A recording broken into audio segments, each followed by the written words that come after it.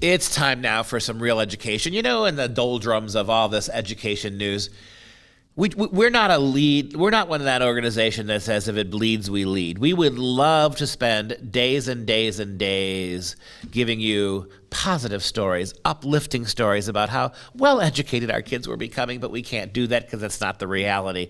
So instead, we give you instant classics. At the end of every show, we try to do some real education, uplift you with art and beauty and philosophy and aesthetic achievement. Try to give you a sense of what a school used to be like before the progressives ruined it to the ground. And so today we are in the middle of Gustave Dore week. He is the great engraver. In fact, in his own day and time, he was very famous as a painting.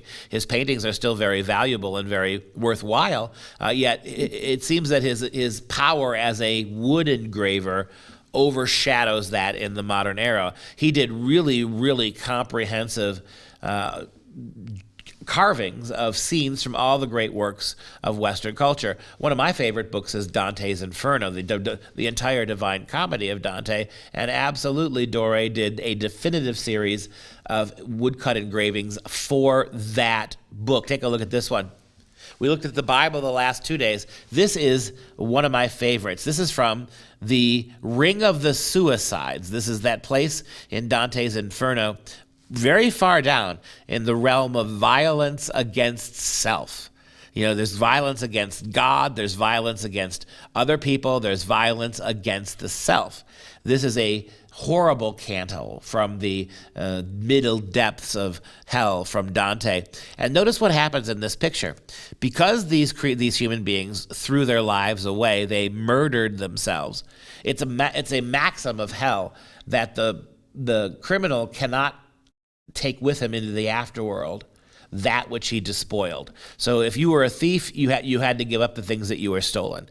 In this case, people who murdered themselves are not allowed to really have bodies. And as you can see, the bodies of the souls who have arrived there in this realm are instantly turning into trees because they can't possess the human body that they destroyed.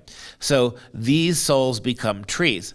And you can see to the right there the winged creature, and the bottom left you can see the winged creatures known as harpies. They are an ancient Greek creature, faces women and faces of women, and bodies of birds. They would fly recklessly through this forest of souls, and they would tear the branches, lop off limbs, and to the trees that would be actually like having an arm cut off or a limb cut off. Terribly, terribly painful. And for the degree to which the broken limb, the broken tree limb that is now the sinner, you'd rip that limb off, and while the blood oozed from the open wound, the tree would be able to talk until the sap stopped flowing, and then it would be silent again.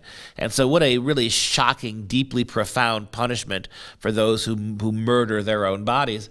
They become a forest of trees. That forest is then mangled by nasty creatures known as harpies as a punishment for this kind of despair.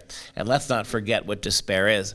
Despair is basically saying to God that my human plight is so bad, my suffering is so great, that you yourself, God, cannot help me, and therefore I will become the God of myself, and I will take my own life.